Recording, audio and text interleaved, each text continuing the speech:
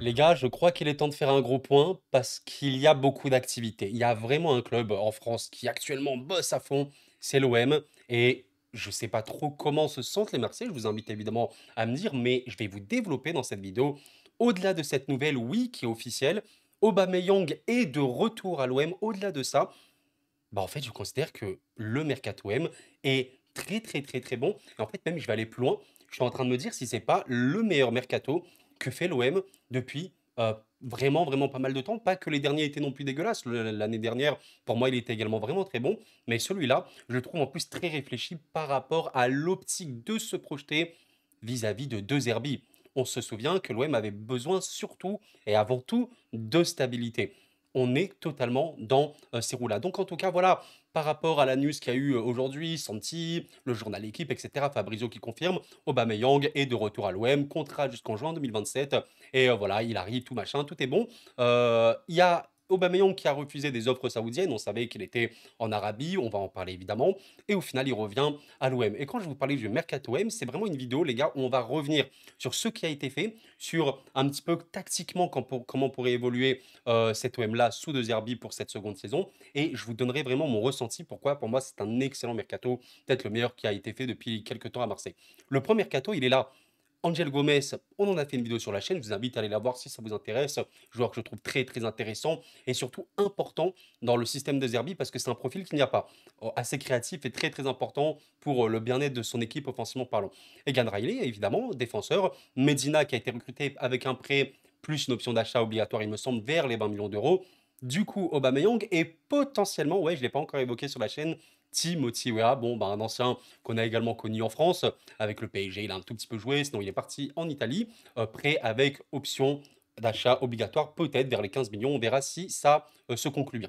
D'ailleurs, pour Timothy Weah, on se souvient quand même qu'évidemment, il avait pas mal joué avec le LOSC, donc ça indique quand même une certaine qualité. Bon, évidemment, si tu es au PSG, tu étais quand même très très jeune, fils évidemment de Georges Weah, tu as quand même bien enchaîné avec le LOSC, qui reste quand même dans le gratin du football français. Oui, la recrue pour moi serait très très bonne. Je vous spoil un petit peu si jamais j'en fais une vidéo, il n'y aurait aucun problème là-dessus. D'ailleurs, le mercato, c'est pas seulement les arrivées, il y a même potentiellement des départs. J'ai vu cette news, notamment que le Stade Rennais discute avec l'OM pour Quentin Merlin et Valentin Rongier, à quel point ces deux joueurs pourront partir. Alors c'est assez compliqué parce que les deux peuvent avoir une certaine qualité, peuvent avoir une certaine crédibilité dans le système de Zerbi. Maintenant, ils pourraient partir, ça me choquerait pas, surtout que l'OM risque de faire des recrues à l'avenir encore plus. Je pense que ce n'est pas du tout terminé pour le mercato OM. Et les gars, avant de trop continuer la vidéo, je vous invite, si jamais elle vous plaît déjà, à la liker, à vous abonner si vous êtes nouveau. Évidemment qu'on va parler beaucoup, notamment du football français sur la chaîne.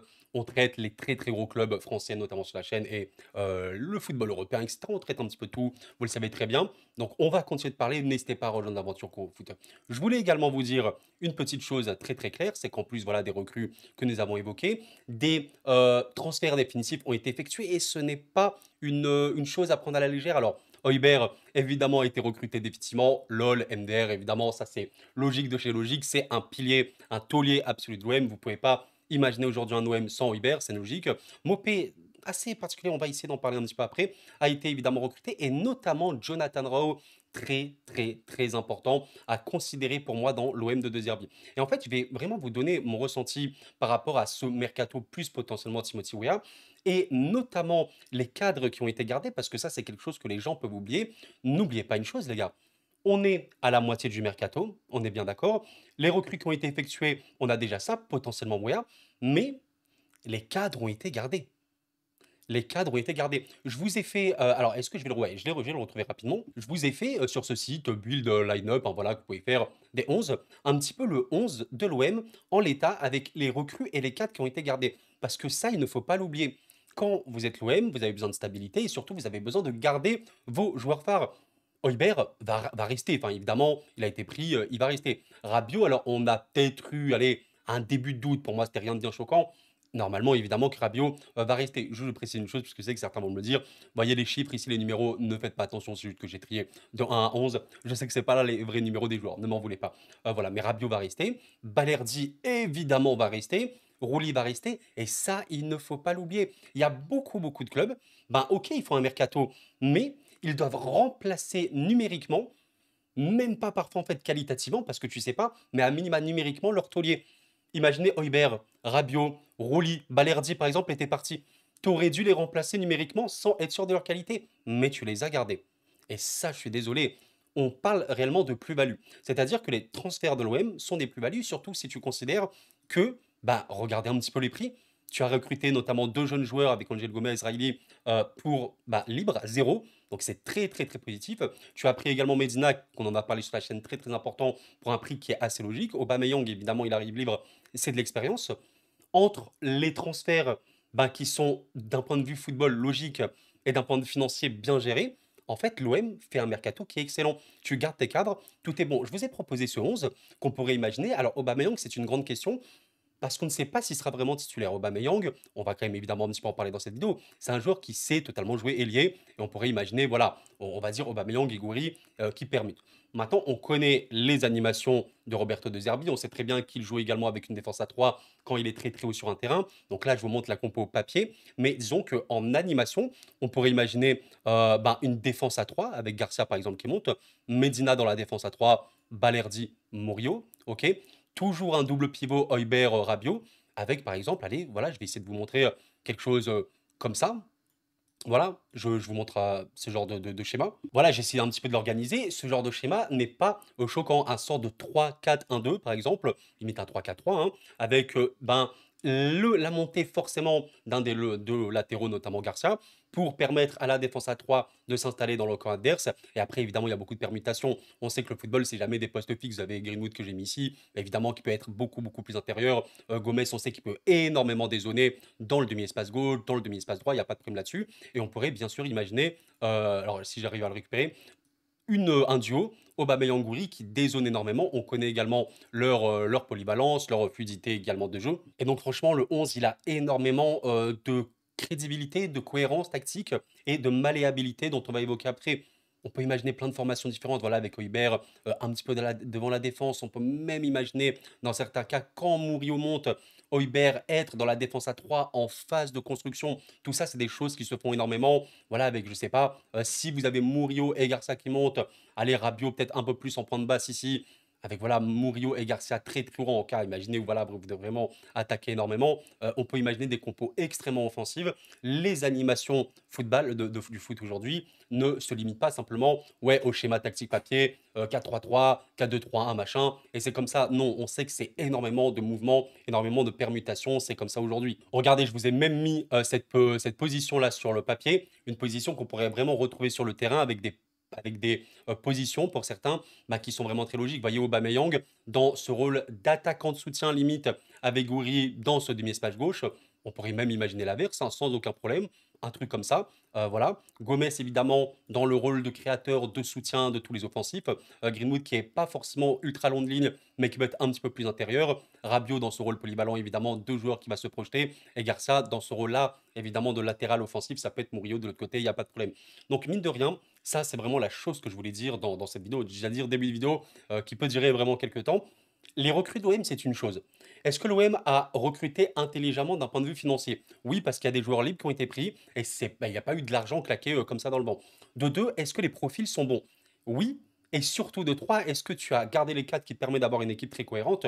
Oui, encore une fois. Je vous ai même pas mis ici les potentiels remplaçants. Jonathan Rowe, Neil Maupay, et c'est un des derniers points que j'ai vraiment évoqué et envie d'évoquer concernant le mercato M et pourquoi il est très très très bon pour moi actuellement. En fait, les gars, il y a un truc que vous ne pouvez pas nier. Si on regarde un petit peu aujourd'hui l'effectif de l'OM, qu'est-ce qu'on voit? En fait, on remarque quelque chose, c'est qu'il y a un mot qui va revenir énormément, c'est le mot polyvalence. Il y a une chose qui est factuelle dans le football moderne, c'est vous avez besoin, au-delà d'un joueur qui joue un poste, vous avez besoin de profils plus ou moins différents pour essayer de s'adapter, de jouer dans divers rôles et dans divers systèmes différents. Eh bien aujourd'hui, les recrues rien qui ont été faites vont totalement dans ce sens-là. Si on les prend même un par un, on va prendre par exemple Medina. Bah Medina, c'est un défenseur central, mais on le sait avec Lens, il a déjà joué latéral et surtout Medina est à l'aise dans une défense à 3.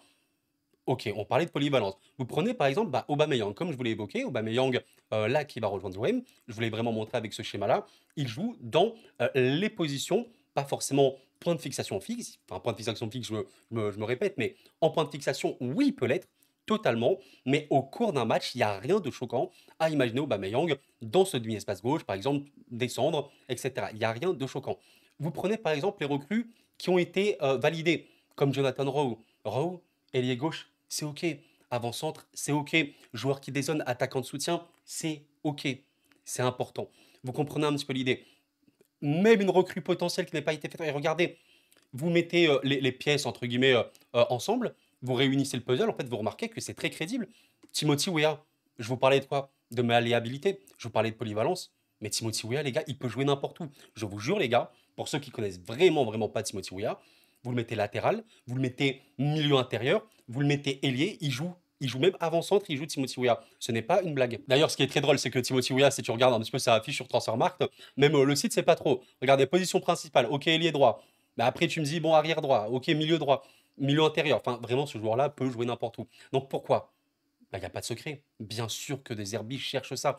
En fait, et c'est aussi ça qu'on voit dans les giga top équipes européennes aujourd'hui, les équipes qui arrivent à multiplier les profils variés, qui arrivent à multiplier leur imprévisibilité, bah, vous savez très bien que c'est des équipes qui aujourd'hui sont extrêmement fortes. Et je pense que voilà, ça je vous l'avais dit un petit peu la saison dernière à terme, je pense qu'à terme, De Zerbi aimerait faire de son équipe une équipe qui est très compliquée à envisager et à prévoir, on va dire, pour son adversaire. Il faut que l'adversaire puisse ne pas trop anticiper comment vont se déplacer les Marseillais sur le terrain. Et en fait, là, rien qu'avec ce 11 là, bah, en fait, vous avez énormément de polyvalence et de mouvements différents. Vous pouvez trouver Rabiot ici, comme ici sur le terrain. Vous pouvez trouver Gomez ici, comme ici sur le terrain. Vous voyez un petit peu l'idée. Gouiri qui peut vraiment dézonner absolument partout. C'est de la polyvalence. Et c'est intéressant. Tu as un mix entre l'expérience, vraiment beaucoup, beaucoup d'expérience, une jeunesse. Tu as aussi voilà, recruté des backups intéressants. Pour moi, je pense que Egan Riley, on l'avait un peu évoqué, il a un avenir totalement réel dans le football. Donc voilà, je vous propose de faire une petite pause ici à la vidéo. Je vous repose la question. Après un petit peu mes argumentaires, à savoir les recrues qui sont recrutées intelligemment d'un point de vue financier, d'un point de vue profil, entre la jeunesse et l'expérience, quand tu considères également la polyvalence et le fait que tu as gardé tes cadres. Je ne sais pas trop si j'ai réussi à vous faire changer d'avis, je ne cherche pas forcément à ça. Peut-être qu'avant de regarder cette vidéo, vous étiez bon, ouais, moi je suis peut-être en tant que Marseillais, je suis peut-être pas le plus serein, machin. Peut-être que là, vous m'écoutez à ce moment-là, vous êtes, ouais, en vrai, bah, il reste quand même 6 semaines. Si je considère un petit peu tout ce qui a été évoqué, en vrai, ça va. Et honnêtement, les gars, ça va même très très bien. Je vous le dis, il y a beaucoup de clubs qui ne feront pas du tout un mercato comme ça, proportionnellement évidemment à la puissance de leur club. Vous comprenez l'idée. Et là, j'ai pas grand-chose à dire. On verra un petit peu la suite. On avait parlé même de Aguerd à un moment, le Marocain. Qu'est-ce qu'on a évoqué d'autre? Évidemment, Païchao, qui peut être évidemment assez cher, même, enfin, même pour le, mais évidemment bien cher. On peut parler de trucs 30-35 millions, ce serait limite un transfert record. Mais Païchao serait une plus-value assez énorme, hein. Vraiment, Païchao, c'est une star, hein. Enfin, les gars, c'est une star. Païchao vient à l'OM, il devient vraiment un joueur. L'OM vraiment prend du galon supplémentaire en attaque. Tu passes vraiment à une attaque très dangereuse avec allez, Greenwood, Guiri, Paixão, t'as Gomez en soutien, t'as Aubameyang en plus pour la rotation, quoi. C'est vraiment, c'est lourd, c'est très lourd. Paixão vient, il y a un step-up, il y a vraiment un step-up qui se fait. Ok, on verra bien si ça se fait. Mais voyez, donc c'est pas fini. Je pense que je n'ai oublié encore, hein. Je sais même plus. Je crois qu'à un moment, on avait évoqué la porte, peut-être. Donc encore joueur d'expérience. Là, comme ça, qu'est-ce que j'ai? Ouais, Timothy Weah, qui pourrait vraiment jouer dans ce rôle très polyvalent entre le latéral, ailier, tout ce que tu veux, même le milieu intérieur. Ah, c'est pas fini, les gars. Ce n'est vraiment pas fini. Et les gars, je vous propose quand même, évidemment, parce que je voulais vraiment vous faire ce point mercato. J'espère vraiment que la vidéo vous plaît encore une fois. Je vous invite à me faire vos retours très tranquillement. Merci à vous. Parlons quand même un petit peu d'Aubameyang et pourquoi pour moi la recrue elle est très mal. Enfin, c'est malin. C'est malin. Surtout qu'il a connu, ben, évidemment, l'OM, il a connu le championnat de France. Enfin, je vais quand même rappeler un truc. Aubameyang, en France, c'est quoi? C'est Dijon, c'est Lille, c'est Monaco, c'est Saint-Étienne, c'est l'OM. Enfin, il a connu 5 clubs différents en France. Il a une très longue carrière et je ne sais pas s'il est sous-coté, ce joueur-là, mais vous savez qu'il est il est aimé. Il est vraiment aimé. Il a été dans des gros clubs. Quand à Dortmund, tu as marqué 141 buts en 213 matchs, quand tu as même joué à Arsenal, tu as énormément marqué en première ligue. Tu es un joueur, et je pense que ça a été un des gros goléadors de cette génération. Beaucoup de buts marqués, évidemment, même au Gabon. D'ailleurs, on va parler de la CAN après, ça peut être un petit peu gênant vis-à-vis de ça. Mais quand vous prenez les stats globales, il a quand même marqué énormément. On va un peu revenir sur son profil avec Dortmund. Il te fait une saison, 32 matchs, 31 buts. Vous vous rendez compte, c'est assez énorme en Bundesliga. Avec Arsenal, et ça, c'est à noter, parce qu'on sait que la première ligue, c'est très très intense, et on sait à quel point c'est compliqué de stats en première ligue. Les gars, on parle d'un joueur qui a fait évidemment 36 matchs, 22 buts, 22 buts. Enfin, voyez un petit peu l'idée, sans compter les passes D et tout. Donc c'est intéressant. À l'OM, on se souvient évidemment d'une saison où il a pu vraiment, vraiment marquer, notamment en Europe, où il avait marqué, voilà, là, vous ne voyez pas trop tout à droite de l'écran. Bon, en gros, c'est 30 buts. 30 buts avec l'OM sur la saison 23-24, c'est vraiment à noter également. Il a marqué 30 buts, 17 en Ligue 1, dont 12 en Europe. Imaginez 12 buts en Europe. Et ouais, clairement, c'est un joueur qui marque des buts. Je vous ai un petit peu retrouvé, j'allais dire, voilà, sa data. Je vais pas non plus aller dans trop le détail parce qu'on connaît le joueur, mais c'est surtout quelqu'un qui brille par sa qualité de se procurer les occasions et de marquer des buts. Je vous ai même retrouvé à l'époque, je sais pas si vous en souvenez, ouais, je pense, se retourner face à l'Ajax. Je pense que vous en souvenez si vous êtes supporter marseillais, parce que les retournés, ça marque évidemment l'esprit. Et franchement, les gars, ouais, c'est un buteur. C'est un buteur, c'est un buteur. On le voit ici. Ça, c'est sur la saison qu'il a faite à l'OM. Les XG comparé au top 5 européens, aux avant-centres. Bon, bah voilà, vous voyez un petit peu, c'est énorme. Beaucoup, beaucoup de buts marqués. Une finition qui peut être un peu problématique. Évidemment, il est plus à son prime. Je vais quand même rappeler un truc. Il a quoi? Il a 36, 37 ans peut-être? Ouais, il vient de faire 36 ans. Donc évidemment, il n'est plus du tout à son prime. Et on se souvient, les Marseillais se souviennent très bien. Aubameyang, il a beaucoup marqué à Marseille, mais il a beaucoup raté. Et j'avais retrouvé bah, une stat de DataFoot, je vais essayer de vous la retrouver rapidement. Voilà, comme il le dit ici très bien DataFoot, avec l'OM, il a énormément joué parce que voilà, il se blesse pas, il est plutôt très très solide physiquement. 30 buts, c'est énorme. 30 occasions nettes manquées, c'est également énorme. Alors, évidemment, dans le football, plus vous allez vous générer des occasions, plus vous allez manquer des buts. C'est normal. Vous prenez Haaland, vous prenez Mbappé, et ces deux mecs, c'est les gars qui ratent le plus d'occasions par an. Après, ils marquent aussi énormément, c'est normal. Maintenant, 30 occasions nettes manquées, c'est beaucoup. Maintenant, voilà, il y a 14 passes créées en une occasion nette, il y a 11 passes D. En vrai, c'est des stats de fou. C'est vraiment, c'est énorme. Enfin, il faut vraiment se rendre compte. Et je vous ai même retrouvé encore une fois DataFoot qui nous présente ceci. Aubameyang avec bah, l'OM en Ligue Europa. Ça marque. Il y avait vraiment beaucoup, beaucoup de buts. Doublé contre l'Ajax, triplé contre l'Ajax. Ça marque contre Shakhtar. Villarreal, c'est décisif. Contre Benfica aussi. C'est vraiment quelqu'un qui est décisif. Et c'est ce qu'il faut retenir. C'est ce qu'il faut retenir. Aubameyang, il est décisif. Au niveau voilà, des tirs, il n'y a rien à dire. Beaucoup, beaucoup, beaucoup de buts. Beaucoup, beaucoup de marqués. Créés plutôt. Comme il se génère beaucoup de situations de but, il marque énormément, malgré tous ses ratés. Et ce qui est intéressant, c'est qu'au niveau de la passe, c'est clairement pas le plus gros passeur. C'est pas en fait celui qui a le volume de passe le plus important. Comme vous pouvez le voir, il n'y a pas beaucoup de trucs en vert, proche de 99. Mais ce qu'il faut noter, c'est surtout ça, les XA, l'expected assist et les XAG, les avant-dernières passes. À quel point même tes avant-dernières passes peuvent être dangereuses. Bah, il est dans le vert. Et oui, c'est vrai, il n'a pas un volume de passe énorme, mais ses passes sont dangereuses. Ses passes sont dangereuses et c'est tout ce qu'il faut retenir.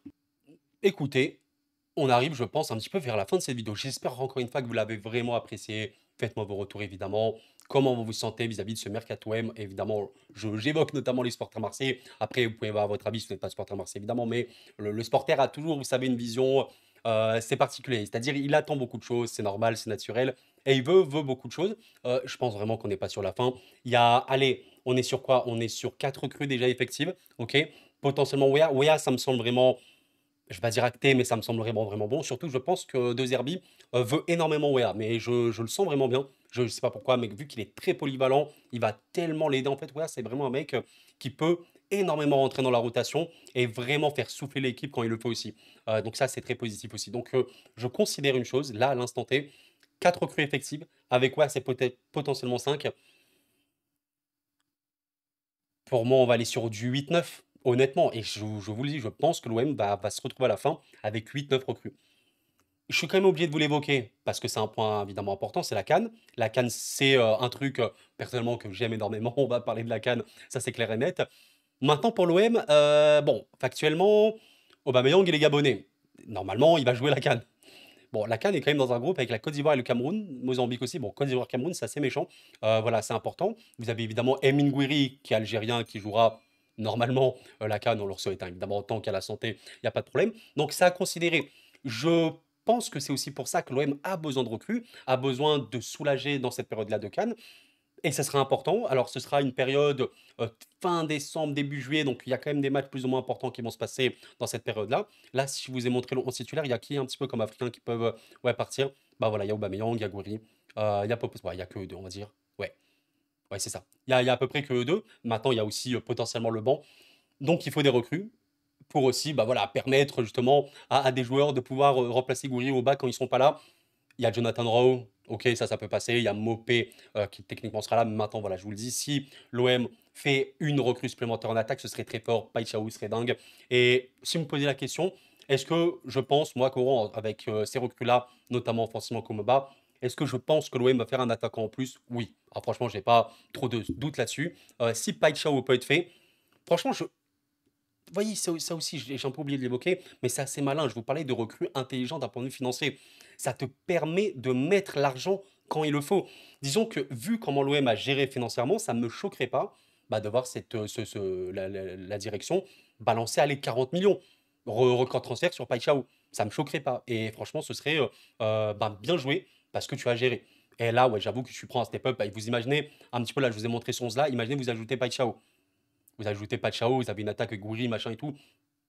Très très fort. Forcément, c'est très très très très fort. Et ben les gars, je crois bien que c'est la fin de cette vidéo. J'espère vraiment que vous l'avez apprécié. Encore une fois, merci à vous pour votre soutien, pour voilà, votre passion. Exprimez-vous tranquillement, tant que c'est dans le respect évidemment de tout le monde. Aubameyang à l'OM, c'est fait, c'est officiel. Le retour d'Oba, le Mercato M, je voulais l'évoquer dans sa globalité ici. Voilà, ce sera une vidéo que vous pouvez revoir et revoir si jamais vous voulez. Mon avis bien détaillé sur tout ça.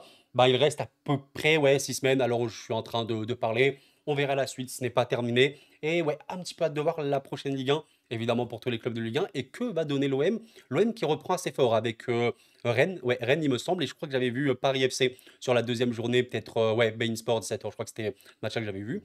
Donc on va être fixé rapidement. La reprise de la Ligue 1, c'est dans, ouais, allez, 4 semaines environ. Attention les gars, tout va aller très très vite. Très très hâte de vous en parler en temps et en heure. Merci à vous d'avoir suivi la vidéo les amis, c'était gros. Prenez soin de vous et la paix sur vous.